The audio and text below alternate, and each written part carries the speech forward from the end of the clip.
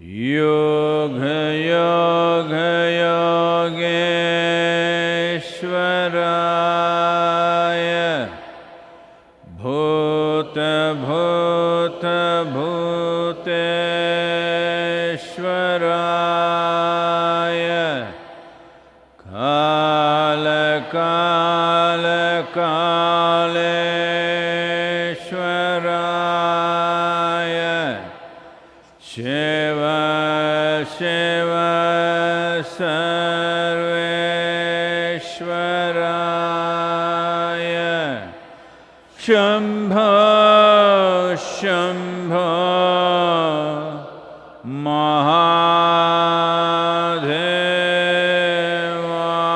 महादेवाय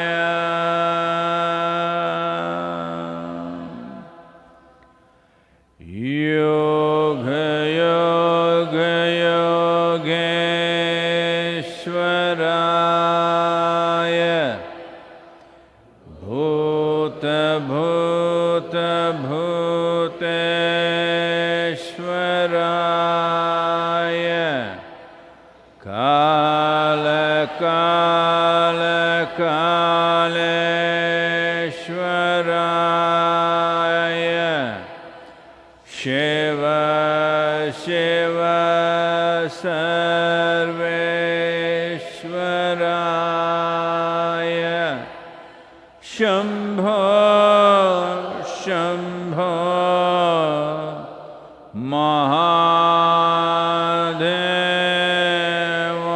महादेवाय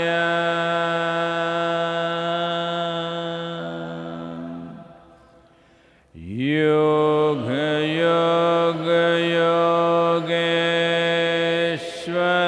योगेश्वराय भूत भूत भूतेश्वराय काल काल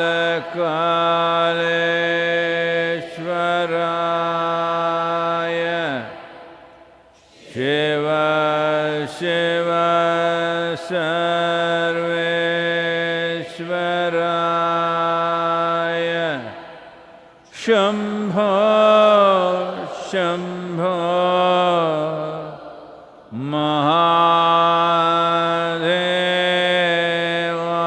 महादेवाय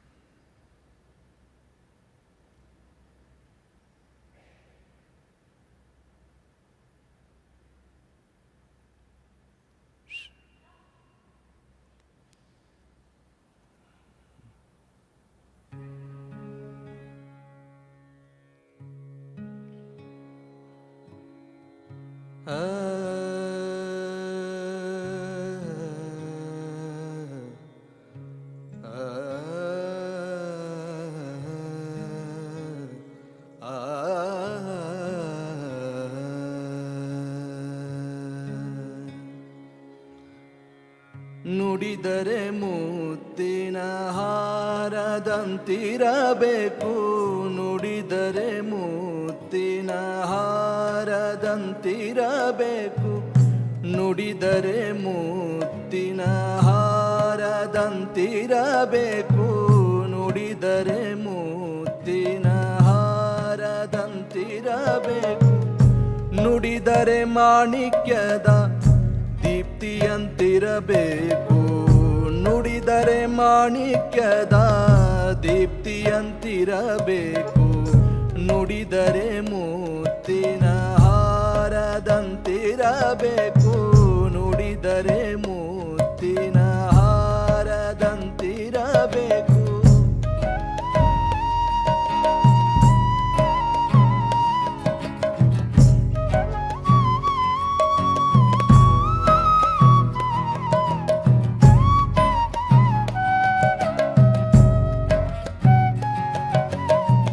ನುಡಿದರೆ ಸ್ಫಟಿಕದ ಸಲಾಕೆಯಂತಿರಬೇಕು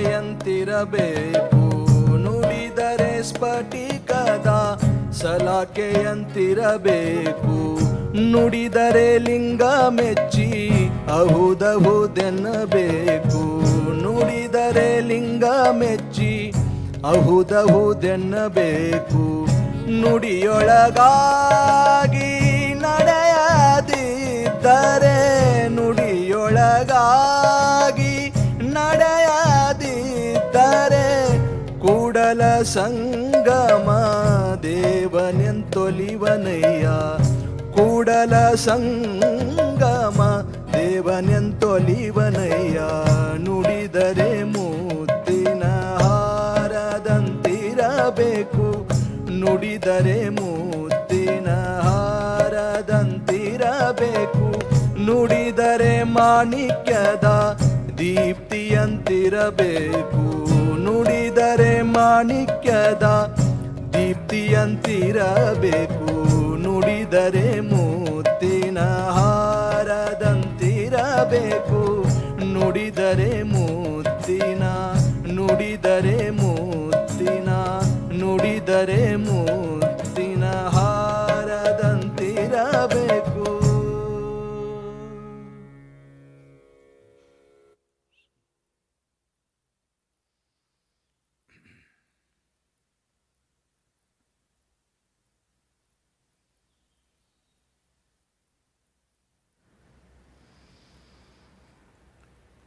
जय जय जय महादेव. जय जय जय महादेव. शिव शंकर आदि अनंत. शिव शंकर आदि अनंत. जय जय जय जय जय जय जय जय जय जय महादेव. आप सभी को नमस्कारम. आप जहाँ भी हों, तो आखिरकार भारत में एक हफ्ते के अंदर ज़्यादातर लॉकडाउन खत्म हो जाएगा. तमिलनाडु में नहीं, महाराष्ट्र में नहीं, मुंबई चेन्नई में नहीं, शायद दिल्ली में भी नहीं. तो इन्फेक्टेड लोगों की संख्या और मौतों की दुर्भाग्यपूर्ण संख्या भी लगभग हर जगह बढ़ रही है. लेकिन आर्थिक चिंताएं हैं जिनका लोगों को, समाजों को, देशों को और दुनिया को ख्याल रखना है. तो हमें चीज़ों को खोलना होगा और काम शुरू करना होगा.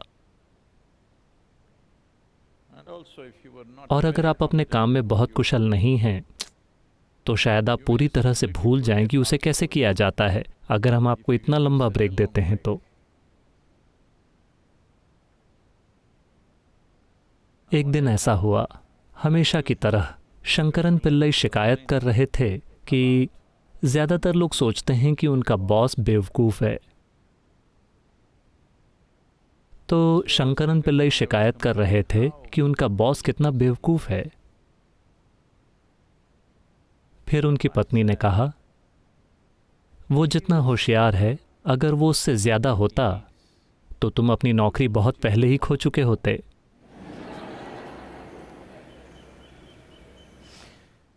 तो जीवन के कई कई पहलू हैं. इसे वापस चालू होना होगा, परिणाम चाहे जो भी हों. दुर्भाग्य से शायद परिणाम हर किसी के लिए सुखद न हो, लेकिन फिर भी दुनिया को खुलना ही होगा. मेरे ख्याल से भारत समझदारी से खुल रहा है.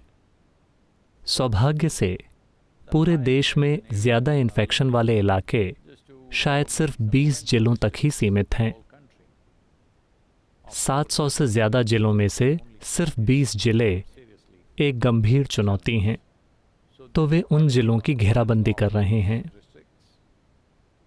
वैसे लॉकडाउन का खुलना एक स्तर पर लोगों के लिए एक मानसिक आज़ादी है, लेकिन अर्थव्यवस्था के संदर्भ में ये वाकई तेजी नहीं पकड़ सकती, क्योंकि राज्यों के बीच सफ़र बंद है, जिलों के बीच आवागमन सीमित है। सामान आ जा सकता है, लेकिन लोग आ जा नहीं सकते। इस सब के साथ मेरे ख्याल से इसे करने का ये एक समझदारी भरा तरीका है। सब कुछ एक साथ खोल देना पागलपन हो सकता था। ये अच्छी बात है कि कम से कम भारत में ये लोगों के मजबूरन व्यवहार के कारण नहीं हो रहा है। मैं बाल कटवाना चाहता हूँ, मैं शराब पीना चाहता हूँ, तो मैं बाहर जा रहा हूँ। मुझे कोई परवाह नहीं है कि किसी के साथ क्या होता है। ये इस तरह से नहीं हो रहा है। ये जिस भी हद तक हम जिम्मेदारी के साथ काम कर सकते हैं और इसे खोल सकते हैं, उसी हद तक ये हो रहा है। ये अच्छी बात है। अमेरिका ने 1,05,000 का आंकड़ा पार कर लिया है और यूके तेजी से वहां पहुंचने की कोशिश कर रहा है। एक छोटा सा देश, एक छोटा सा द्वीप, माफ कीजिए, वैसे नहीं, एक महान द्वीप। मेरे ख्याल से उन्होंने 40,000 पार कर लिया है। क्या मैं सही हूं? 40,000, कुछ वैसी उसके पास की संख्या। अमेरिका के बाद उसी का नंबर है, लेकिन दक्षिण अमेरिका में ये तेजी से बढ़ रहा है। कुछ चीज़ें गैर जिम्मेदाराना ढंग से की गई थीं और अब वे इसकी कीमत चुका रहे हैं। ब्राज़ील में बड़ी संख्या में मौतें हो रही हैं और बाकी के देशों में भी ये संख्या बढ़ सकती है। तो उस संदर्भ में मैं कहूँगा कि ज़्यादातर एशियाई देशों ने इसे यूरोपीय और 2 अमेरिकी महाद्वीपों से बेहतर तरीके से संभाला है। कनाडा मेरे ख्याल से नियंत्रण में है, क्योंकि वहाँ हमेशा से सोशल डिस्टेंसिंग रही है। ये कम आबादी वाला एक बड़ा देश है। तो एक ऐसे समय में जहाँ आप एक खास दिशा में जा रहे हैं, एक तरह से ये जाने बिना कि कल क्या परिस्थिति होगी, मैं ये दोहराना चाहूँगा कि हम अभी भी नहीं जानते कि ये वायरस क्या है, ये क्या कर सकता है। हम कुछ चीज़ें जानते हैं, लेकिन हम इसे पूरी तरह से नहीं जानते। तो आप में से उनके लिए जो नहीं जानते कि वायरस क्या होता है, ये एक संपूर्ण जीवन भी नहीं है। ये बस कुछ केमिकल्स का बंडल है जिसमें कुछ जेनेटिक तत्व है। ये एक प्राणी की तरह नहीं है कि ये खा सकता है, फल फूल और प्रजनन कर सकता है। नहीं, ये बस एक तरह का केमिकल रिएक्शन है जिसमें थोड़ा जेनेटिक तत्व है। ये एक आधा जीवन है। आधे जीवन से निपटना थोड़ा मुश्किल होता है। अगर ये एक पूरा जीवन होता तो हम पता लगा लेते कि ये क्या है। ये एक आधा जीवन है, तो हम इसके बारे में वाकई ज़्यादा पता नहीं लगा पाए हैं। एक ऐसा स्पष्ट वैज्ञानिक मत मौजूद नहीं है जो बताता है कि इस वायरस की प्रकृति ऐसी है, ये ऐसी चीज़ें करेगा और हम इसके साथ ये कर सकते हैं। अभी तक ऐसा कोई स्पष्ट मत नहीं है। मुझे नहीं पता कि इसमें कितना समय लगेगा। अगर हम वायरस के हमलों के इतिहास को देखें, बड़े हमले जो अतीत में हुए हैं, वैसे आमतौर पर संदर्भ के लिए हम हमेशा 1918 के स्पेनिश फ्लू को देखते हैं और 19वीं सदी में कभी एक और हुआ था, और प्लेग जैसी चीज़ें। ये सारी महामारियां समान किस्म के जीवन रूपों से नहीं हुई थीं। वे अलग अलग थीं, लेकिन उनको देखें तो उस समय भी हम पता नहीं लगा पाए थे कि ये क्या है। लेकिन किसी तरह थोड़े समय के बाद वो अपने आप खत्म हो गए या उन्होंने हमारे साथ जीना सीख लिया। कई लोग जो लड़ते रहते हैं, कुछ समय बाद एक दूसरे के साथ जीना सीख लेते हैं। ठीक उसी तरह शायद वायरस भी हमारे साथ रहना सीख ले, हमें बहुत ज़्यादा नुकसान पहुंचाए बिना। तमामों लोग दूसरे लोगों के साथ रहते हैं, ज़रूरी नहीं कि प्यार के कारण, बल्कि सिर्फ इसलिए क्योंकि वो बहुत ज़्यादा नुकसान नहीं पहुंचा रहे हैं, इसलिए चलेगा। तो शायद वायरस भी वैसा बन जाए कि ये बहुत ज़्यादा नुकसान ना पहुंचाए। भारत में मेरे ख्याल से मरीजों के ठीक होने की दर 47% से अधिक है, जो दुनिया में शायद सबसे ज़्यादा है। असल में ये शायद उससे काफ़ी ज़्यादा हो, क्योंकि जिन लोगों की जांच हुई है उनमें ये 47% है।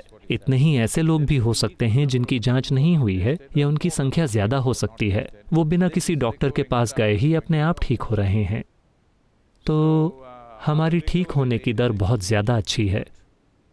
उस वजह से लॉकडाउन में ढील देना, लॉकडाउन में नियंत्रित तरीके से ढील देना काफ़ी अच्छे से काम कर सकता है, सिवाय कुछ शहरों के जहां आबादी का घनापन ज़्यादा है, और कई दूसरे शहरों में भी जहां प्रदूषण का स्तर और दूसरी चीज़ें, उनकी जीवन शैली वगैरह के कारण उनकी प्रतिरोधक क्षमता शायद उतनी अच्छी ना हो जितनी छोटे शहरों में होती है, और गांवों में, और बेशक योग केंद्र में। तो शायद हम इससे काफ़ी अच्छे से बाहर निकल आएं। मेरी गट फीलिंग है कि 20 सितंबर तक हम इस देश में लगभग सामान्य आर्थिक गतिविधियों में होंगे। कई दूसरे देशों के लिए वही चीज़ नहीं कही जा सकती, लेकिन ये बस एक फीलिंग है। उस फीलिंग के समर्थन में मेरे पास कोई आंकड़ा नहीं है, कोई आंकड़ा उसका समर्थन नहीं करता, लेकिन किसी तरह से मुझे काफ़ी ज़्यादा ऐसा लग रहा है कि 20 सितंबर तक देश में गतिविधियां लगभग सामान्य हो जाएंगी। लेकिन दुनिया के सामान्य हुए बिना शायद देश पूरी तरह से सामान्य ना हो, क्योंकि अंतर्राष्ट्रीय यात्राएं और सामान का अंतर्राष्ट्रीय आयात निर्यात, ये सारी चीज़ें होनी होंगी, वरना स्थिति को पूरी तरह से सामान्य नहीं माना जा सकता। लेकिन फिर भी हमारे आवागमन के संदर्भ में सितंबर तक हमें इस देश में पूरी तरह से सामान्य हो जाना चाहिए, मुझे ऐसा लगता है। जैसा मैंने कहा, मेरे समर्थन के लिए अभी कोई डाटा मौजूद नहीं है। उम्मीद है कि अगले कुछ हफ्तों में डाटा आ जाएगा। तो यही जीवन की प्रकृति है।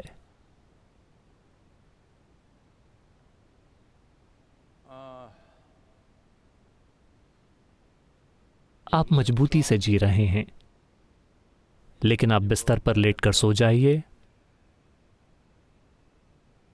आप लगभग मरे हुए से हैं, है ना? आप लगभग मरे हुए से हैं। आपको लगता है कि आप जी रहे हैं, लेकिन असल में आप मर भी रहे हैं। तो जीवन का एक आयाम है जो ट्वाइलाइट जोन यानी संध्या की अवस्था जैसा है। इसी कारण उन लोगों के लिए जो आध्यात्मिक मार्ग पर हैं, आदियोगी शिव इतने महत्वपूर्ण बन जाते हैं, क्योंकि वो संध्या हैं। हमारे कुछ फोटोग्राफर्स के द्वारा संध्या के समय खींची गई आदि योगी की फोटोज सबसे सुंदर लगती हैं। वे खुद संध्या हैं। वे हैं भी और नहीं भी हैं।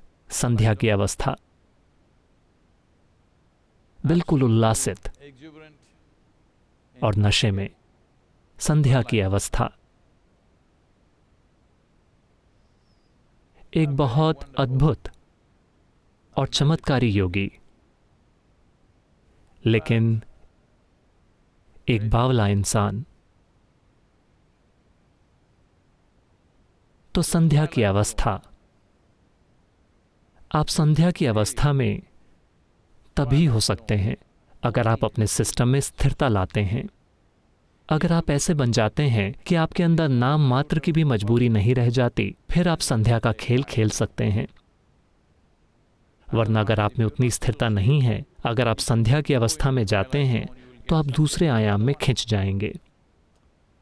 अगर आप एक बहुत मजबूत जीवन है तो आप मृत्यु के साथ खेल सकते हैं।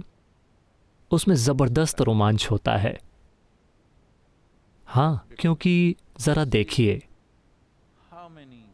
कि लोग कितनी सारी असंभव चीजें, खतरनाक चीजें बस उस रोमांच का अनुभव करने के लिए करते हैं। लोग पहाड़ों से कूद जाते हैं, चट्टानों पर चढ़ते हैं, उड़ते हैं, हर वो चीज़ जिसे आप एडवेंचर मानते हैं वो दरअसल मौत के साथ खिलवाड़ है। जब आप मौत के साथ खेलते हैं और सफल होकर बाहर निकलते हैं तो इसे एडवेंचर कहा जाता है। अगर आप बाहर नहीं निकलते तो लोग कहेंगे कि आप मूर्ख थे। बस।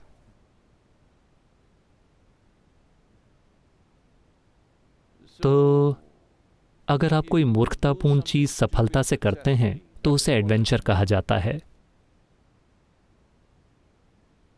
अगर आपने कोई मूर्खतापूर्ण चीज़ की लेकिन उसमें सफलता नहीं मिली तो वो बस मूर्खता है। तो हर चीज़ या तो ये है या वो है।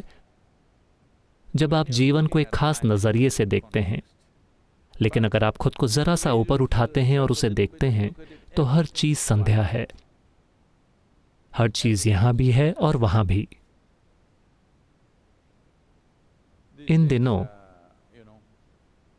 इन वेबिनार्स और कॉन्फ्रेंसेस में एक समस्या होती है। मैं अपना बायां हाथ उठाता हूं, मेरा दायां हाथ ऊपर जा रहा है स्क्रीन में।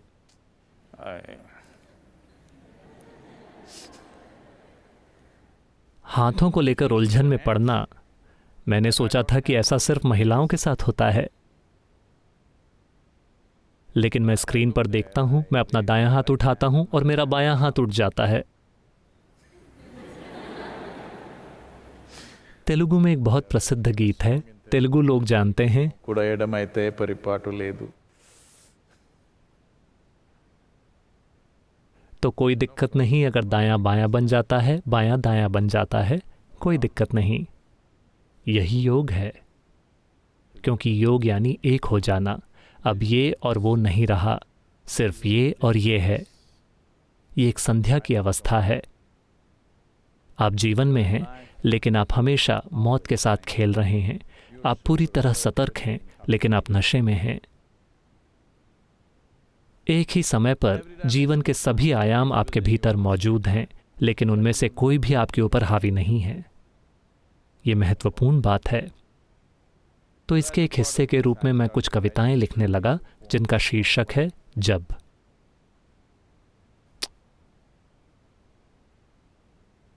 और मैंने सोचा, चूंकि अब मैं सिर्फ एक पार्ट टाइम आध्यात्मिक शिक्षक हूं और फुल टाइम पेंटर हूं, मैंने सोचा कि मैं इसमें एक चित्र भी जोड़ दूंगा।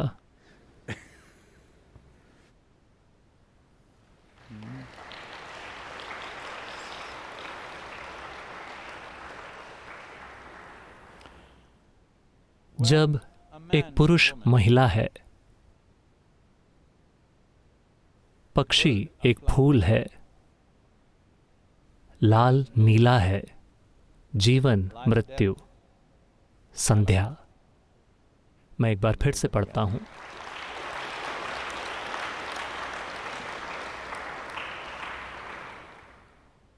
जब एक पुरुष महिला है, पक्षी एक फूल है, लाल नीला है, जीवन मृत्यु संध्या। तो जब मैं बहुत छोटा था तब मैंने कुछ लोगों को पेंटिंग करते देखा है, लेकिन मैं उसे देखना भी नहीं चाहता था, क्योंकि मुझे लगा कि वहां बैठकर वैसा कुछ करना बहुत उबाऊ है। मैं कई दूसरी तरह की चीजें करने में लगा हुआ था जो एक दूसरे तरह से चुनौती भरी थीं। मुझे लगा कि ये मेरे लिए नहीं है। मैं किसी अपमानजनक तरीके से ये नहीं कह रहा हूं, लेकिन मुझे लगा कि ये एक ऐसी चीज़ है जो कुछ खास लोग करते हैं, आमतौर पर महिलाएं करती हैं, क्योंकि उनके पास ही बैठकर कोई चित्र बनाने का धीरज होता है। मेरे लिए सृष्टि में पहले से मौजूद चीज़ें ही काफ़ी थीं। मुझे उनका चित्र बनाने की ज़रूरत नहीं पड़ी, और मैं कभी किसी ड्राइंग क्लास या पेंटिंग क्लास में नहीं गया। मेरी ड्राइंग बुक हमेशा खाली रहती थी। मैंने अपने जीवन में कभी कोई कलरिंग बुक भी नहीं भरी, लेकिन अब मैं पूरी रात बैठकर वायरस,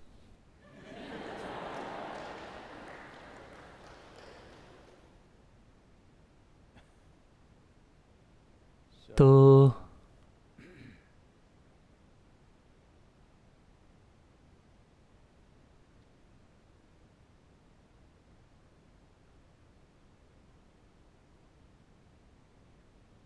एक व्यक्ति के जीवन में कई चिंताएं होती हैं, लेकिन आपके जीवन में सबसे बड़ी चिंता ये होनी चाहिए कि आप कभी उस मूर्खतापूर्ण सांचे से बाहर नहीं निकले जिसमें आपने खुद को ढाल लिया है। सबसे बुरी चीज़ यही हो सकती है। वो सांचा चाहे जो भी हो, आप कभी उससे बाहर नहीं निकले। इसका मतलब है कि आपने उपयोग किया सहारा देने वाले उपकरणों और उन ढांचों का जो थोड़ी निश्चितता और सुरक्षा लाते हैं। आपने उनका उपयोग किया खुद को कैद करने के साधनों की तरह। इसका यही मतलब है। ये कुछ भी हो सकता है। ये मानसिक हो सकता है या भावनात्मक या शारीरिक। शारीरिक सुकून, मानसिक सुकून, भावनात्मक सुकून, हम इसके लिए कुछ ढांचे बनाते हैं ताकि हमें हर दिन इन चीज़ों की व्यवस्था न करनी पड़े। अपने आसपास थोड़ी स्थिरता बनाने का यही मकसद है। लेकिन अगर वही आपकी जेल बन जाती है तो ये सबसे ज्यादा दुख भरी कहानी होगी। आपने लड़ाई की, आपके जीवन में एक तबाही आई आपके कैरियर में या आपकी शादी में या किसी भी रूप में। ठीक है, कोई बात नहीं। लेकिन सबसे बड़ी तबाही यह है कि आपने अपनी खुद की जेल बनाई और कभी उससे बाहर नहीं निकल पाए। आप हमेशा लॉकडाउन में ही रहे। तो वही मुख्य चिंता होनी चाहिए। तो आध्यात्मिक प्रक्रिया इसी चिंता को सुलझा रही है, कोई भी अव्यवस्था लाए बिना। आमतौर पर उस चिंता के समाधान के लिए हिप्पी लोगों ने इस चिंता को सुलझाने की कोशिश की। हर चीज को तोड़ देते हैं। उन्होंने इसकी कीमत चुकाई और वापस चले गए और फिर से जंजीरों में बंध गए, क्योंकि आप भौतिक रूप से अपने आसपास की चीजों को तोड़ नहीं सकते। आध्यात्मिक प्रक्रिया या योग का मतलब है हर चीज को तोड़ देना, लेकिन बाहर नहीं, अपने भीतर, क्योंकि समस्या वही है और समाधान भी वही होना चाहिए। तो इसलिए संध्या की अवस्था।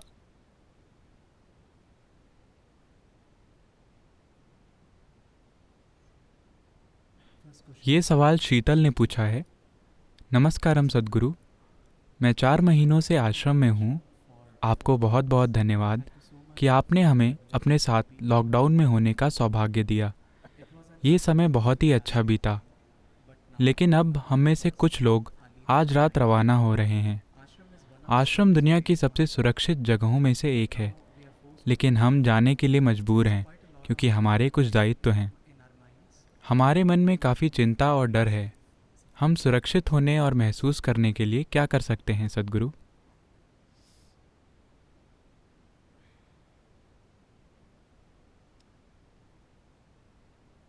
तो आप जिस शहर में जा रहे हैं, क्या वहाँ खतरा है? निश्चित रूप से। अगर आप देश के 5-6 बड़े शहरों में से एक में जा रहे हैं तो निश्चित रूप से। अगर आप मीडियम साइज़ के शहरों में जा रहे हैं तो ये थोड़ा बेहतर है। अगर आप किसी छोटे शहर में जा रहे हैं तो काफ़ी बेहतर है। अगर आप अपने गांव जा रहे हैं तो आप सुरक्षित हैं। आपकी चिंता करने के लिए ज़्यादा कुछ नहीं है। तो अगर आप किसी बड़े शहर में जा रहे हैं तो क्या वहाँ खतरा है? निश्चित रूप से। आप जिस भी साधन से वहाँ जाएंगे, चाहे आप हवाई जहाज़ से उड़कर जाएं, जो कि अभी करने के लिए सबसे बुरी चीज़ होगी क्योंकि वही हवा घूमती रहती है, या ट्रेन से, जो थोड़ी बेहतर है, लेकिन लोग आपके आसपास चल फिर रहे होंगे। कोई भी कहीं भी चढ़ सकता है। ये समस्या भी है। हर कोई सोशल डिस्टेंस बरकरार नहीं रखेगा। वो आपके चेहरे पर छींकेंगे। तो हम कुछ अच्छी तरह से डिज़ाइन किए गए ईशा मास्क्स लेकर आ रहे हैं।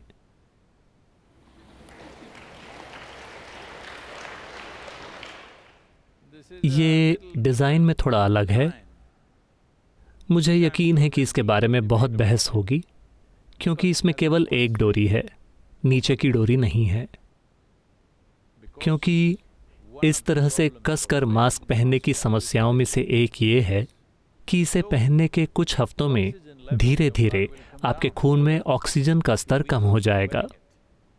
ये इस वायरस के लक्षणों में से एक है कि आपको हाइपोक्सिया हो गया है। आपका ऑक्सीजन का स्तर नीचे जाता रहता है और आपको पता नहीं चलता कि ये कब हो रहा है और लोग बेहोश होकर मर जाते हैं। तो हर समय मास्क पहने रहना, जो अब अगर आप आश्रम से बाहर जाते हैं तो ये अनिवार्य है। आश्रम के अंदर भी ये है, लेकिन चूंकि यहाँ काफ़ी खाली जगह है, शायद आप कभी कभी इसे ना पहन रहे हों। लेकिन जब आप देश में सार्वजनिक स्थानों पर सड़क पर कदम रखते हैं तो ये अनिवार्य है। तो हमने ऐसे मास्क बनाए हैं जो लंबे हैं, लेकिन केवल एक डोरी है, ताकि आप सांस लेते रहें और ऑक्सीजन का स्तर नीचे ना जाए। मुझे यकीन है कि कुछ लोग बहस करेंगे कि ऐसा कुछ नहीं है। ये ऐसा मास्क नहीं है जिसे आप किसी इन्फेक्टेड अस्पताल वगैरह में जाते समय पहनते हैं। वहाँ आपको वो N1 वाला N95 या ऐसा कुछ, वो अलग चीज़ है। ये एक सामान्य मास्क है जो अब से दुनिया में शायद हर किसी के जीवन का हिस्सा बन जाए। हो सकता है कि हर दिन नहीं, पर ऐसा होना चाहिए। कुछ समाजों में ऐसा पहले से है कि अगर आपको सर्दी है तो आपको मास्क पहनना चाहिए। अब से लोग इसकी मांग करेंगे, सिर्फ वायरस के कारण ही नहीं, अगर वायरस चला भी जाए तो भी अगर आपको हल्की सर्दी या खांसी है तो आपको मास्क पहनना होगा। ये भविष्य में दुनिया का तरीका बन सकता है। हमने आपके लिए अच्छा सा मास्क तैयार किया है। ये लंबा है ताकि आप सांस ले सकें, और अगर आप छींकते हैं तो भी ये आपके अपने दायरे में ही रहे, आप किसी और के ऊपर न छींकें। और अगर वे छींकते हैं तो भी वो वहाँ है। क्या वायरस इस तरह से जा सकता है? बेशक वो जा सकता है, लेकिन भले ही आपने 2 डोरी वाला पहना हो, अगर तादाद अगर वो एक बहुत ज़्यादा इन्फेक्शन वाली जगह है, जैसे कोई अस्पताल, तो वो मास्क भी मददगार नहीं होगा। तो मोटे तौर पर ये मानते हुए कि आप सिर्फ ऑफिस जा रहे हैं, सोशल डिस्टेंस मैनेज कर रहे हैं, घर पर हैं या आप बस सड़क पर टहल रहे हैं, तो ये मास्क आपके लिए काफ़ी होगा और वे पहनने में आरामदायक हैं। हमने आपके लिए कई डिज़ाइंस बनाए हैं, For you. आप उससे पहन सकते हैं। लेकिन फिर भी एक महत्वपूर्ण चीज़, और वास्तव में केवल एक ही चीज़ जो हम जानते हैं, वो ये है कि जिनके पास मजबूत इम्यून सिस्टम है वो जिंदा रहेंगे, जिनके पास नहीं है वो इससे प्रभावित होंगे। ये बात बिल्कुल साफ है। हम वायरस के बारे में और कुछ नहीं जानते सिवाय इस एक चीज़ के।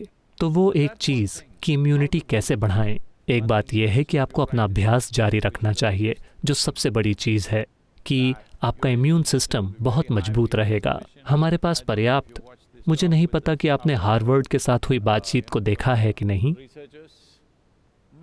हार्वर्ड मेडिकल स्कूल के शोधकर्ता और बेथ इज़राइल मेडिकल सेंटर दोनों ने ईशा योग अभ्यासों पर शोध किया है, और उन्होंने ये देखा है कि उस स्तर पर क्या हो रहा है जहाँ इन्फ्लेमेटरीज और दूसरे BDNF और बाकी के चिन्ह साफ तौर पर दिखा रहे हैं कि इम्यूनिटी का स्तर उन लोगों में बहुत बहुत अधिक है जो अभ्यास कर रहे हैं। तो कम से कम अब दुनिया में शायद ऐसा हो कि लोग वास्तव में अभ्यास करें। मैं ये नहीं कह रहा हूँ कि आप अभ्यास नहीं कर रहे हैं, आप कर रहे हैं। असल में हमारे यहाँ अभ्यास को बनाए रखने वाले साधकों की संख्या शायद दुनिया के किसी भी बड़े संगठन में सबसे अधिक है जो योग सिखा रहे हैं। तो सभी को अभ्यास करते रहना चाहिए। लेकिन एक और चीज़ है जो हम बना रहे हैं, ये कुशल कारीगरों की कमी के कारण जो कुछ समय से अनुपस्थित हैं, जो अब धीरे धीरे आ रहे हैं, हम वो बना रहे हैं जिसे कवच या कवचम कहते हैं। ये रस विद्या के विज्ञान पर आधारित है। ये भारतीय रसायन विद्या है और इसे एक खास तरीके से बनाया गया है कि आप वास्तव में इस कंगन को अपनी बाह पर पहन सकते हैं। वो अलग अलग साइज में आते हैं। अगर आप इसे वहाँ पहन रहे हैं जहाँ इसे देखा जा सकता है तो ये छोटे साइज का है, लेकिन अगर आप इसे अपनी पिंडली की मांसपेशी वगैरह पर पहनना चाहते हैं, या आप दिन के दौरान इसे यहाँ पहन सकते हैं, जब आप सोने के लिए जाते हैं तो आप बड़ा वाला पहन सकते हैं ताकि ये शरीर के संपर्क में हो। ये रस विद्या के विज्ञान के साथ किया गया है और ये एक प्राण प्रतिष्ठित कला है। निश्चित तौर पर यह आपके इम्यून सिस्टम को मजबूत बनाएगा। मुझे पता है कि इसके बारे में बहुत सी बहस होगी। देखिए, ये कुछ ऐसा है। उदाहरण के लिए कर्नाटक में गांव के लोग इसे 100% इस तरह से देखते हैं, क्योंकि गांव में कोई सब्जी मंडी वगैरह नहीं होती। लोग बाहर जाते हैं और कुछ हरी सब्जियां तोड़ लाते हैं। हमेशा घर में कुछ फलियां या दाल होती है। अनाज, फलियां और दाल, और अन्न के रूप में रागी। अगर आप इन 3 चीज़ों को खाते हैं तो आप 100 साल तक जिएंगे, ऐसा माना जाता है। अब कोई बहस करेगा, सबूत कहाँ है? लोग जिंदा रहे हैं। जिन लोगों ने इस तरह से खाया है, साधारण पोषण, वे बहुत लंबे समय तक जिंदा रहे हैं।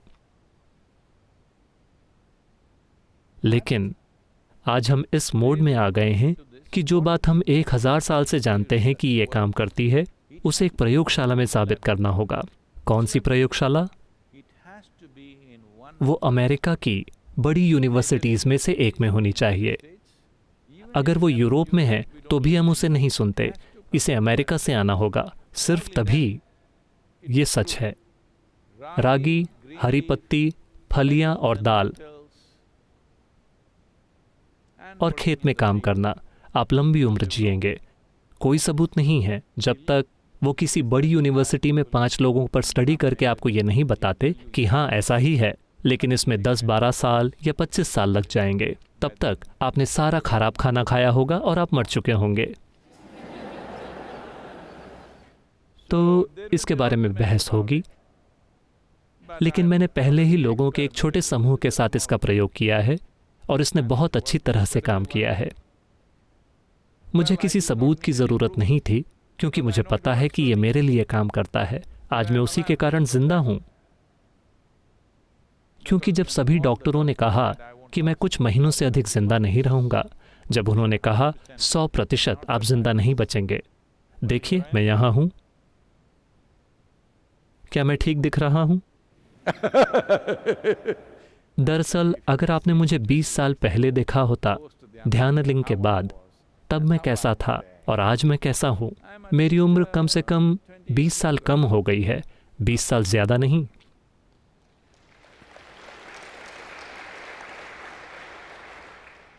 तो क्या ये काम करेगा?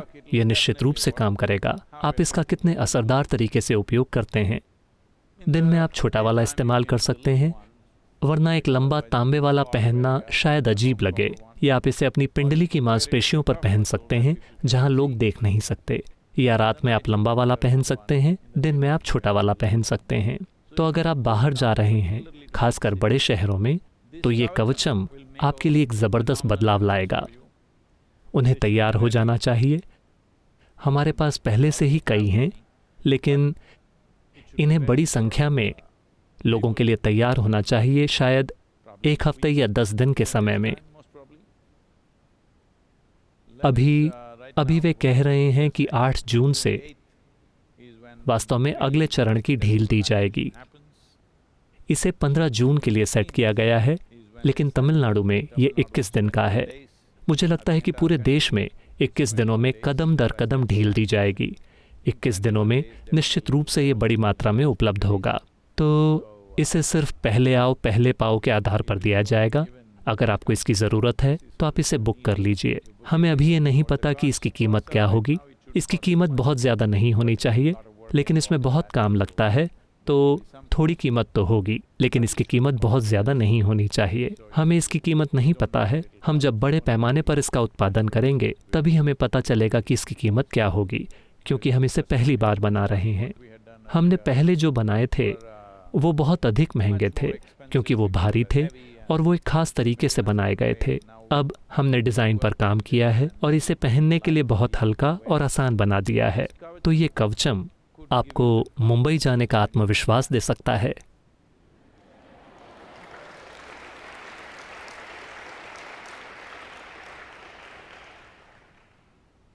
जीवंत मुंबई दुर्भाग्य से हॉटस्पॉट बन गई है।